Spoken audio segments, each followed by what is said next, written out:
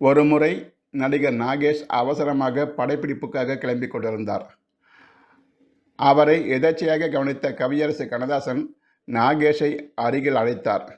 அருகில் வந்த நாகேஷ், "கவிஞரே, நான் படப்பிடிப்புக்கு போகிறேன், பிறகு வந்து பேசட்டுமா?" என்றார். "நாகேஷ், நீங்கள் நடிக்கிற படத்தில் நீங்கள் பாடுற மாதிரி ஒரு பாட்டு வருது.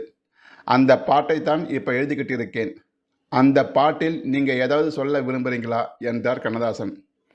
இதை கேட்ட நாகேஷ் ஆர்வத்துடன், "என்ன பாட்டு கவிஞரே?" என்றதும், "மெட்ராஸ் நல்ல மெட்ராஸ்" என்ற பாட்டின் பல்லவியை கண்ணதாசன் பாடி காட்டினார். "என்ன கவிஞரே, நான் தாராபுரத்திலிருந்து வந்திருக்கிறேன். எங்கள் ஊர்லாம் மாட்டிடம் பால் கறக்கணும்னா கண்ணுக்குட்டி அவிழ்த்து விட்டு அது தாய்மடியை 10 முட்டு முட்டி, பிறகு அந்த கண்ணுக்குட்டியை தாய் பசுவின் முகத்துக்கு நேராக காட்டி, அதற்கப்புறம் திரும்பவும் முட்டை விட்டு, அதற்கப்புறம் தான் பாலே கறப்பாங்க.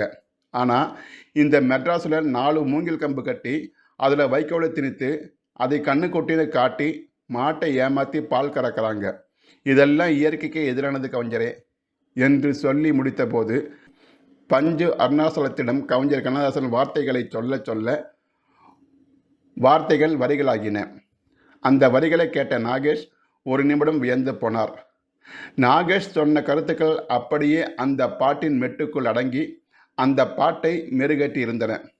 அந்த பாடல் வரிகள் இவைதான்: "வைக்கோலாலே கண்ணுக்குட்டி மாடு எப்ப போட்டது, கக்கத்தில வைத்த போதும் கத்தலையே என்னது,